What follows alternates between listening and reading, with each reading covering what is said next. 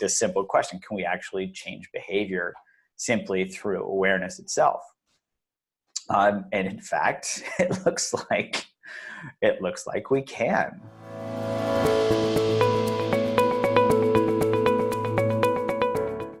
Hi, everybody. Welcome. It's Katie with Ria Health, and today I'm here with Dr. Jud Brewer. Jud is a thought leader in the field of habit change, and he is the Director of Research and Innovation at the Mindfulness Center at Brown University. Jud has developed and tested mindfulness programs for habit change as it relates to addictive or compulsive behaviors. And he has also authored the book, The Craving Mind: From Cigarettes to Smartphones to Love, Why We Get Hooked and How We Can Break Bad Habits. So, Jud, I just want to really thank you for taking time to chat with me. I discovered you through your TED-Talk several months ago and have since been just diving into your work in craving and mindfulness. So it's an honor to be chatting with you. Thank you so much. No, it's my pleasure. Thanks for having me. Yeah. So I just want to get started with the word mindfulness. I feel like this is the buzzword we hear so much of these days. But I noticed for many people, myself included, it's hard to grasp, like, what the heck is mindfulness? So to begin with, can you please just tell us first, what is mindfulness? I'm not going to give a definitive answer, but I will point out a couple of things. One is that mindfulness is this English translation from an ancient word, literally sati, which the most accurate translation is something like to remember. And so, I think trying to encompass something that's an experience in a concept is already going to be problematic or challenging at least. And so I just want to acknowledge those things as we talk about this. So I like to think of this functionally as, bringing awareness to our present moment experience where we're not getting pushed or pulled by circumstance. And we can talk more about why later, but the basic idea is around this actually fits with direct experience and also fits with kind of some of the mechanisms about how we form, how we learn, how we form habits. Awesome. So what drew you to study mindfulness? Suffering. I was Thank suffering. you for the honesty. Yeah, I was having trouble. I was really stressed out at the beginning of medical school and decided, my first day of medical school, I would start meditating. And actually, as I went through my MD PhD program, started to see, I had a couple of light bulb moments where I started to see how this, how a lot of experience could be explained by some of these mindfulness concepts that I've been studying. And in particular, working with people with addictions was seeing how that addictive process, it was actually, could be explained by some of these simple principles that actually lined up with modern psychology.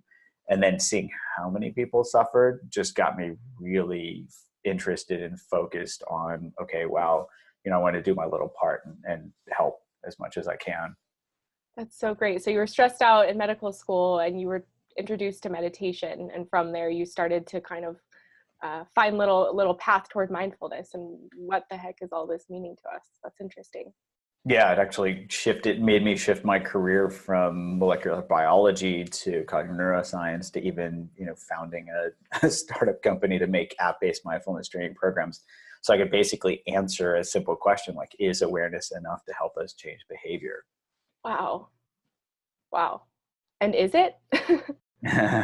Well, the evidence is looking pretty promising. Wow. So, I want to ask you then, because obviously a lot of your research has been around craving, and not just of drugs and alcohol, but, love or people or things. So what is craving and what's happening in our brain when we crave? I think what is craving is a great question. I think we probably all experience it somewhat individually, but there are probably shared elements.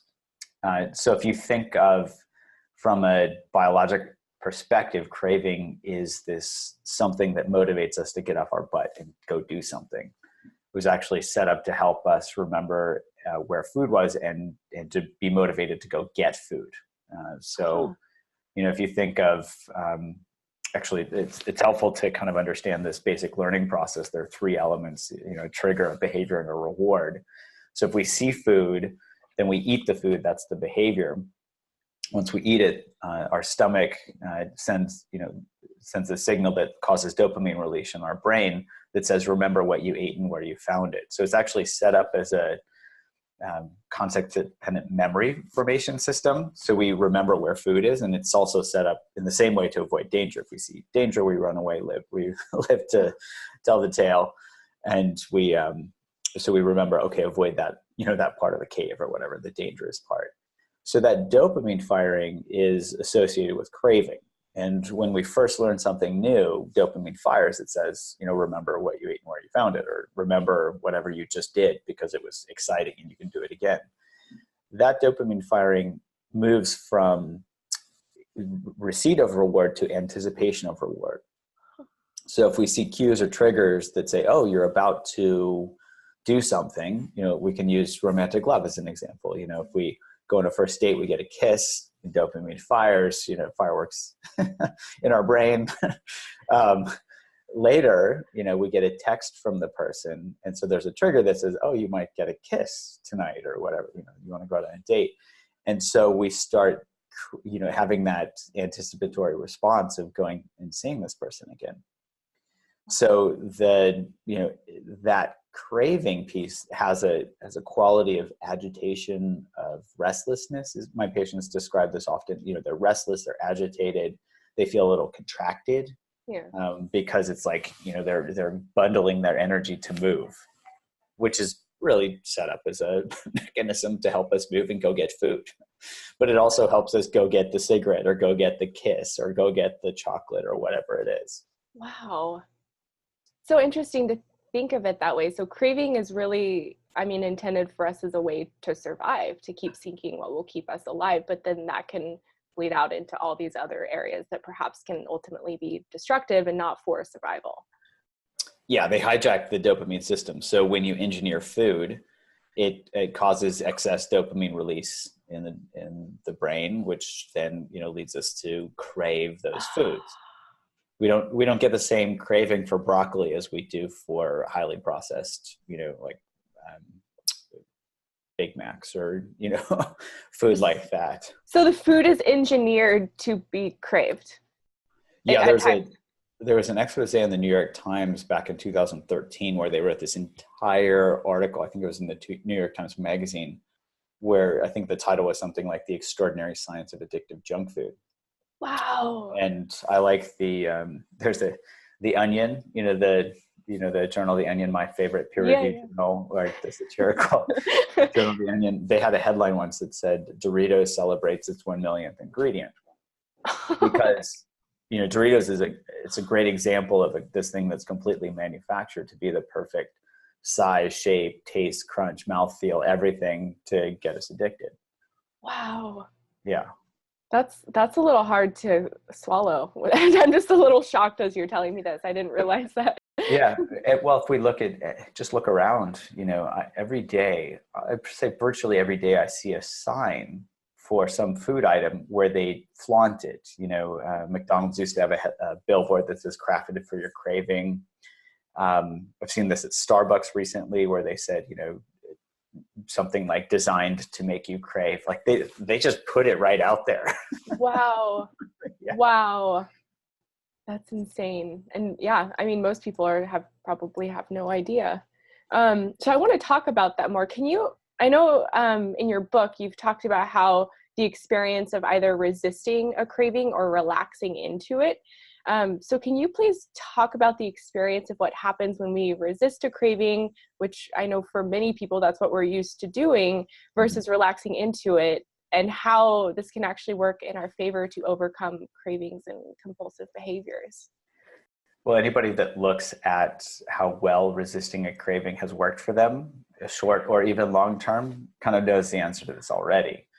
This is the basis for yo-yo dieting. All these diet programs that say, just, use our point system, or only eat a certain number of calories, or, just make sure you have more calories out than calories in. They can say, well, our system works. You just failed our system because you couldn't control yourself. Mm-hmm. Well, the reality is that there's more science coming out all the time showing that willpower is probably more a myth than our muscle, than our reality, Oh, where what? we think that we've got willpower, but as soon as as soon as we're depleted, we have no willpower. Uh-huh. So, there's there's a part of the brain called the prefrontal cortex that's actually the newest, the youngest, and weakest part of our brain. And that's the brain that's been associated with willpower. It's also the first that goes offline when we get stressed out. So, so Aha. when we're stressed, that goes offline. So, and I was, it was when I finished my residency training and was this young addiction psychiatrist at Yale, I was working with my patients and trying to understand, like how could I help them change their behavior, whether it was overeating or addictions, cocaine, alcohol, whatever. And they were really, really struggling. So if we think about this, using willpower, everything that I learned there wasn't working. So I had this light bulb moment where I was like, oh, wait a minute.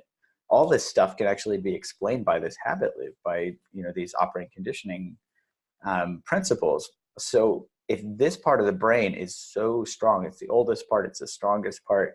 If this is so strong, why not use it instead? Why not hack into it? Which might seem a little far-fetched, like how can awareness be enough to change behavior?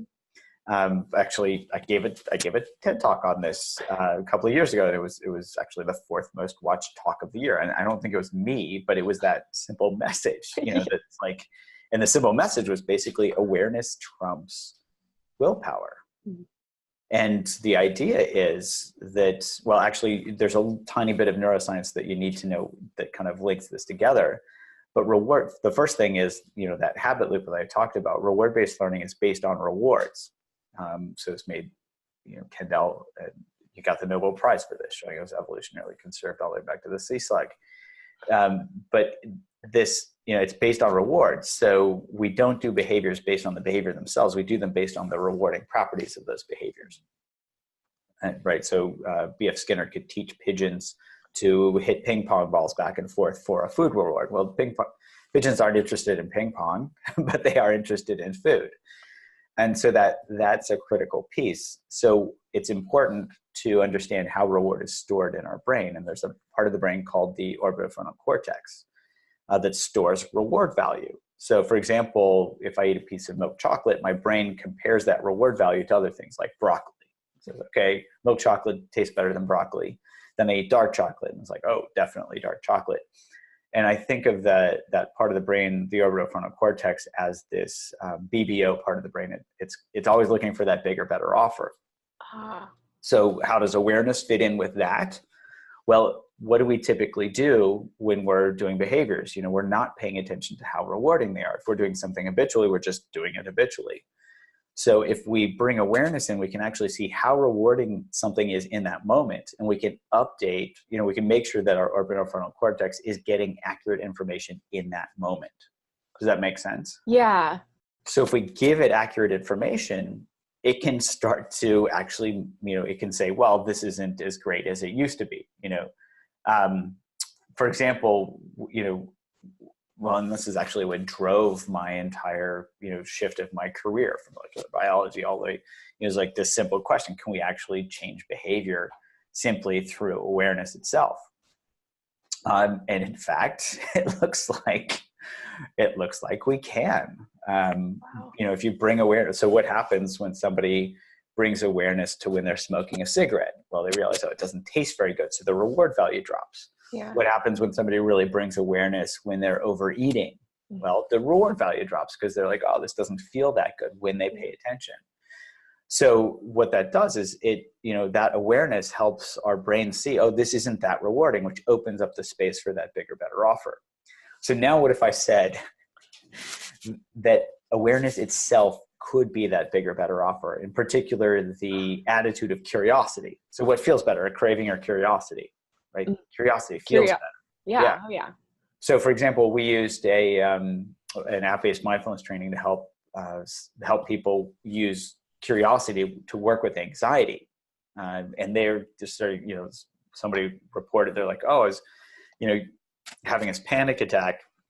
And instead of kind of succumbing to the fear, my response was, oh, that's interesting. And she said that, that curiosity just like took all the wind right out of its sails, because she actually felt curious rather than getting sucked into that habit loop of anxiety. So what that says to us is that, this is really, awareness can actually be powerful, but, stories are illustrative, but I would say studies are definitive. So we've actually done the research. We did a study on app-based mindfulness training called Eat Right Now for helping people with who are overweight or obese, and we got a 40% reduction in craving-related eating. Just from this awareness, mindfulness practice. Yeah, it was a specific training that they were getting through this app. So it wasn't like just, they get a dose of it and they're done. It's like systematic, but it's like bite-sized pieces, 10 minutes a day for a month. So they got a systematic training. They learned to bring curiosity to those, to their cravings, and also in particular to what it was like when they overate. And that reward value of the overeating drops. But then the reward value that's right there with the curiosity shows up. Yeah. We did a study with anxious physicians. We got a 57% reduction in clinically validated anxiety symptoms when we had them use this app called Unwinding Anxiety. Oh, and get this, we saw a concomitant reduction in burnout. So like 50% reduction in callousness, because callousness and anxiety are actually highly correlated.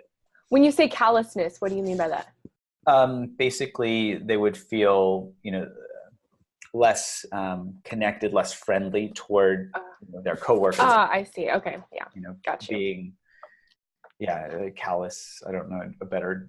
Like a little bitter or something like that. Yeah. Not friendly. Okay. Let's put it that way.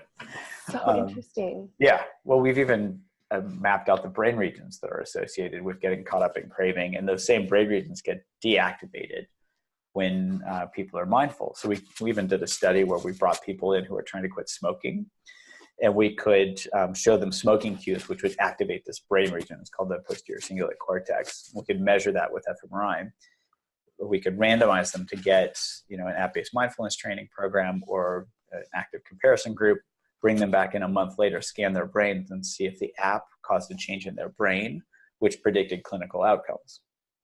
And in fact, we saw a strong correlation between a reduction in posterior cingulate activity and a reduction in cigarette smoking, where we saw no correlation in the control group.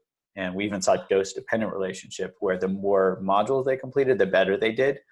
Control group did the same number of modules, no correlation at all. So here's the first study that really shows, an app-based mindfulness training changes the brain, which can predict clinical outcomes, Wow. So, the science is, it's still relatively early. These are just some of the studies that we've been doing, but it's really it's really bringing a lot of things together where, we know how people form habits, whether it's everyday addictions from, overeating to anxiety to even hardcore addictions. This is all through reward-based learning. And that we can actually start to hack this system with curiosity, helping our brain see clearly that these things aren't as rewarding and that there's a natural, bigger, better offer right there, curiosity itself, that might be, even more rewarding. So we can move from like magical thinking of like, I can force myself to change my behavior to moving mountains simply by tapping into the direct power of our brain. It's so mind-blowing to me, and it almost seems so simple that people might dismiss it or something, but it's not. It's simple yet profound and effective. Yeah, and I think people like simple answers to things. There have been a lot of things that have come and gone. Did you ever hear of the positivity ratio, this 3-to-1 positive to negative emotions? I don't think so. Yeah, about 10 years ago, it was really popular where these folks did this clinical study. Well, it wasn't a clinical study. It was with college students where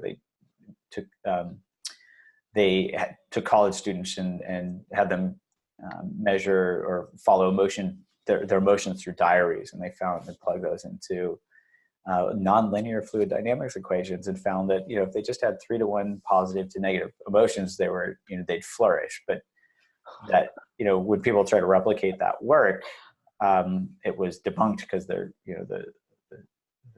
equations weren't quite right. And there was this, this thing where people were really excited. Oh, here's, voila, here's this mathematical formula that explains human flourishing.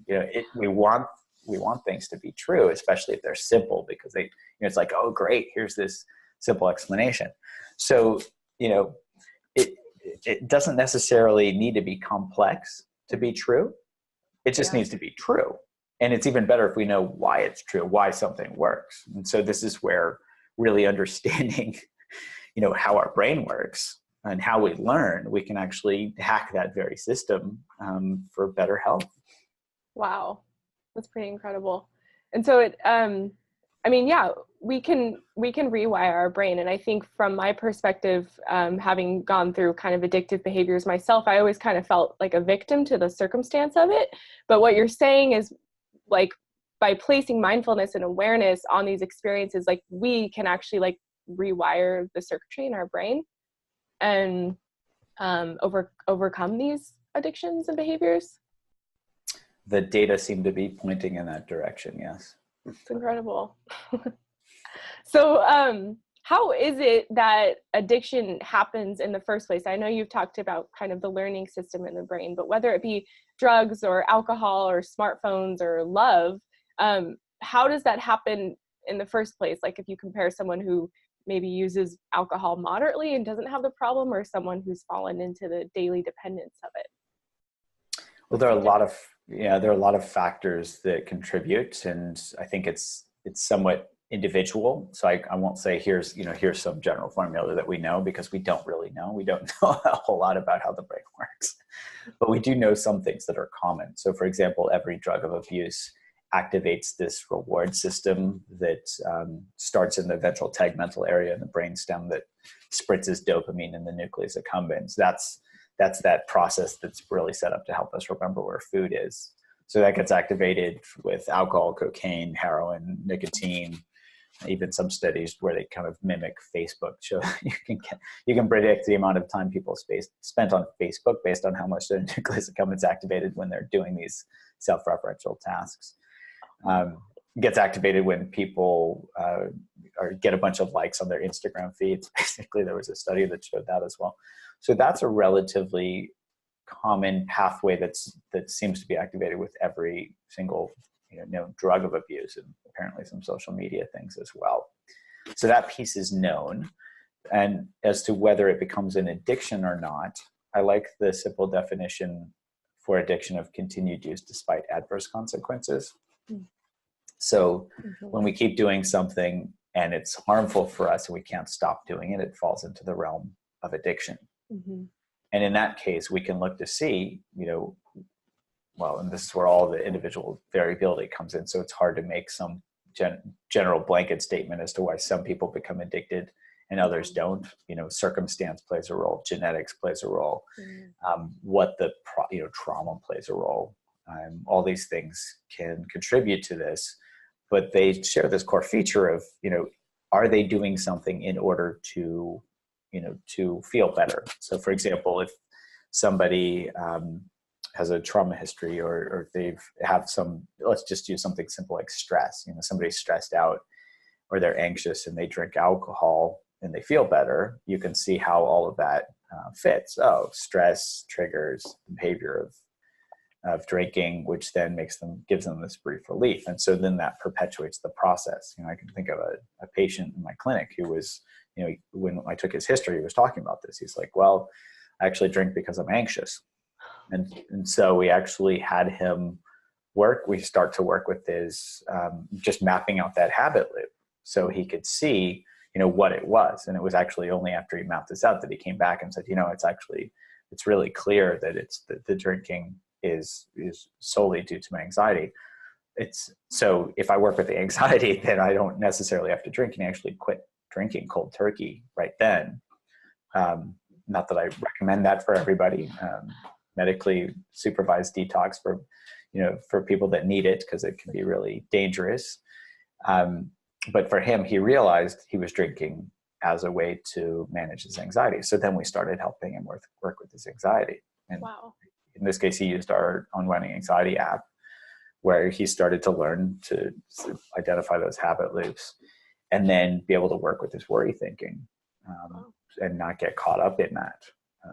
I think he reported that it went down by like 80%. And then he identified some of the specific things that were leading to it, and how, like he was reacting to his wife. And so he realized, oh, well, I don't want to change my wife, but I can change the way I react to her. And, and he was like, oh, so that helped him quite a bit. So just identifying how we relate to our circumstances, and this is important because often we're like, oh, if I just get rid of my triggers, then I'll be good. Well, we can't change the world. We can't drop ourselves on a desert island, but we can see how something triggers us. And if something triggers us, we can take that as an opportunity to work with that push or pull that comes with us, pushing away something unpleasant or holding on to something pleasant. So if we push away the stress and hold on to the drinking, we can see, oh, there's that relationality. I can work with that. And that's where the mindfulness skills come in. We can be curious. We can bring in lots of other skills to work with those things. So without mindfulness, when someone isn't practicing mindfulness, say, and they're wrapped up in their addiction, is that just kind of like an unconscious behavior or habit that they're stuck in? What's happening when mindfulness isn't present? A lot of my patients describe it as pretty mindless. I don't know how many of them have come and said, I wake up and I've got this half-smoked cigarette in my hand. I don't even remember lighting it up. No. Yeah. Wow. Yeah. So it's, or especially drinking alcohol, like that second drink, we're not paying attention at that point, especially if we've got a little bit of a buzz on. Not even tasting it or anything, just like going, wow. Yeah. Or the eating in particular, it was like that fourth cookie, the fifth cookie, if we're just kind of jamming it in to numb ourselves. I had a patient with binge eating disorder who literally said that she ate to numb herself from emotional pain that she felt. Wow. So she was literally doing this to numb herself, to not be aware. So then when someone starts being mindful in a circumstance like this, when they're trying to really numb out, how do you balance out, kind of healing whatever she's trying to numb while also breaking this bad habit, whether it's drinking or food or whatever? It's a great question. It depends on what our relationship is. Like if she's a patient of mine, I actually start with helping my patients develop mindfulness skills, when appropriate, to be able to see how they're actually feeding these habits of avoidance or whatever, so they can develop some mental resilience. For some people, especially with trauma histories, it's really important that somebody works with a skilled clinician, because bringing awareness to these things can actually reinforce the process if they're not trained to work through these traumas or work through the strong emotional memories that come up, because they can just get laid down even more strongly, like, oh, that's really terrible, and there's an affect on top of that. But in general, helping people as appropriate develop these mindfulness skills to work with emotions and thoughts. So for example, with anxiety, it's revelatory for a lot of people where they realize they are not their thoughts, right? They can have a worry thought and it's just a thought. Yeah. And it's this light bulb moment for them where they say, wow, I don't have to believe everything I think. When previously, just a moment ago, they were so identified with those thoughts that they didn't think there was any alternative. Wow. So just helping people wake up to that relationship, like you're not your thoughts, you're not your emotions, to be able to feel them, to see that these thoughts and emotions come and go, that they can actually bring a kind, curious awareness to those emotions, and instead of habitually push them away, can kind of hold them in a present moment awareness, so that they can watch that and that they don't have to react. And by not reacting, by bringing that equanimity to it, they start to decouple that previous relationship that said, this feels bad, do something. And instead just, oh, this feels bad. Oh, wow, what's bad feel like? And they get curious. And that curiosity actually starts to feel a little bit better in the moment. And then they realize, oh, bad changes over time. Oh, and then it changes, then it's gone. They don't have to do anything. They just have to realize that they have the strength right there to be with it in that moment. They don't have to do anything. Yeah. And curiosity, when I've played with this for myself, it's very playful. Like it's enjoyable, and it's not hard. It's kind of like a journey you're taking yourself on when you start to be more curious about things. So what if we trained ourselves every moment, as much as we could, be curious about whatever's happening? Imagine how that would transform the world. Oh, I just got chills. This sense of wonder just like washed over me. Mm-hmm. Yeah. So if somebody's really curious, how much would they be focused on like making that extra $1 billion at the expense of the planet or whatever? You know, like the curiosity would be like, do I really need an extra $1 billion? Yeah. Maybe I could use this to reverse some of the stuff that's, just as an example. Yeah. Do I really need this to crush my enemies and make more money than the guy next to me just because it feels exciting to do so? Well, Yes. That could actually be transformational for society. Absolutely. And it's not like the answer is going to be revealed necessarily in that moment. Like, yes, you need it or no, you don't. But that journey of discovery of, do I need this? Do I not? And like always asking yourself that question, like you were saying, every moment it reveals so much. There's so much to be revealed just by asking the question. Absolutely. So, where does someone even begin to use mindfulness to overcome bad habits and cravings? Like, what practical steps can they take right now to begin exploring some of these techniques on their own? I would say there's some really simple things that people can start with. And we've actually taken our data. That's why we've developed these app-based mindfulness training programs where people can get these short bite-sized pieces, that progress them through on a daily basis. So if somebody likes that type of training, I'd say, find a good evidence-based, mindfulness training program. There are a lot out there that aren't based in science. But really it's about starting to see our habit patterns, what's triggering me to eat or to worry or to, drink or whatever. And what am I getting from that? And so just mapping it out already illuminates so much where our brain doesn't feel like a black box anymore. We don't feel like we're completely out of control. We can just see, this is a conditioned thing that my brain has learned to do. It's based on a survival mechanism. It's not my fault. Mm-hmm. Right there, we can bring a lot of kindness to ourselves. So that's a huge start in itself. And then we can start to really explore, what am I getting from this? And that's where the orbitofrontal cortex comes in, where we can help our brain see in this moment, what's the actual reward value. Mm-hmm. And so if it's not that helpful for us, the reward value drops and we're less excited. We start to become disenchanted with these old habits, so that we can then introduce this bigger, better offer of curiosity, which is right in front of our noses. Right? We don't have to go buy curiosity. It's available. Exactly.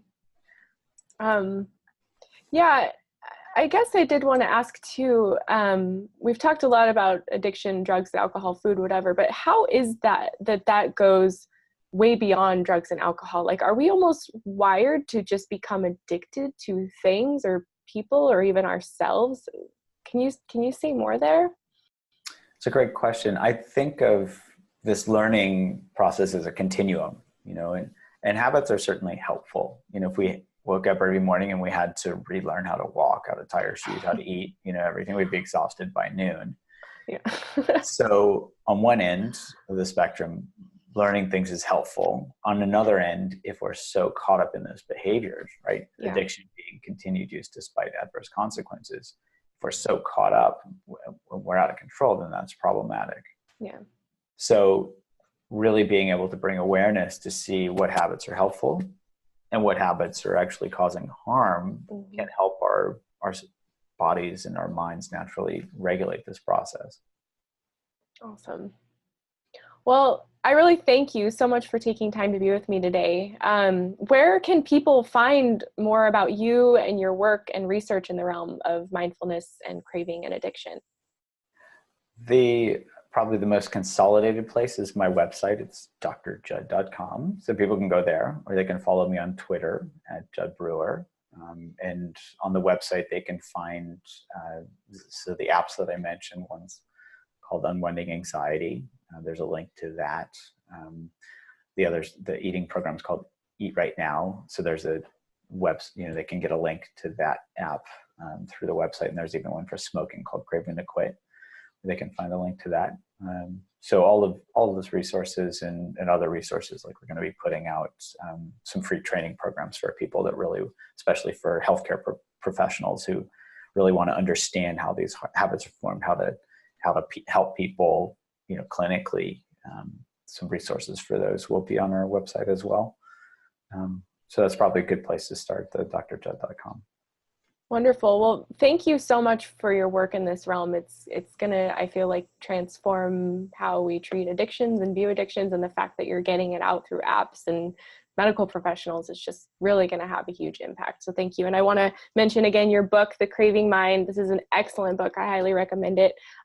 Thank you again. I hope you have a great day. My pleasure. Thank you. Bye.